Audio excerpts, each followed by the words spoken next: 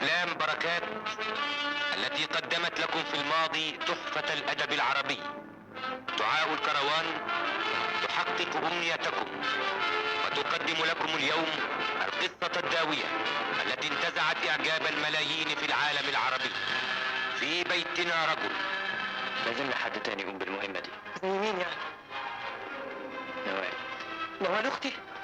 اختي مش ممكن تشترك في مواضيع زي دي يا ابراهيم، كفايه انا خايف البوليس يكون مراقب فتحي المليج، واذا رحت انت هيراقبك، انما نوال تقدر تروح على انها صاحبة اختك. احنا ما عندناش بنات يروحوا قبل شبان اضرب له. هتروح له في وسط عيلته.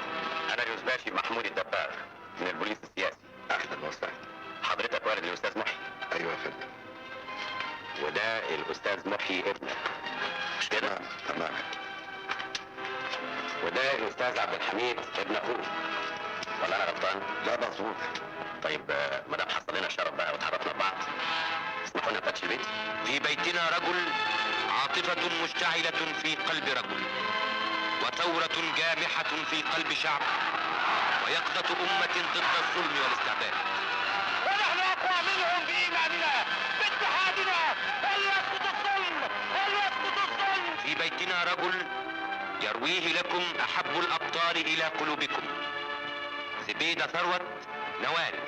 انت مش ضيف يا ابراهيم، انت انسان اموات، واحنا كمان ام بوجبنا. صحيح تلاقي بابا شايل الهم، لكن في قرارة نفسه سعيد. سعيد انه قدم لك الخدمة دي. عمر الشريف إبراهيم. انا عمري ما هطمن على نفسي ولا حد يطمن عليا. زهرة العلا، سامية. حسين رياض الأب. حسن يوسف، محي. ناهد سمير الأم. توفيق الدقن الدباغ. شريف حمدي همام. خليل بدر الدين فتحي المليكي. ورشدي أباظة عبد الحميد. انا نزلت من هنا معمي، زعلان على كرامتي. نسيت ان الشخص اللي كنت هبلغ عنه ضحى بنفسه، استرخص حياته في سبيل كرامتي وكرامتنا كلنا. في بيتنا رجل استلهم حوادثها من صميم كفاحنا الوطني الكاتب المجدد إحسان عبد القدوس. وضع السيناريو يوسف عيسى وبركات. قام بالتصوير وديد سري.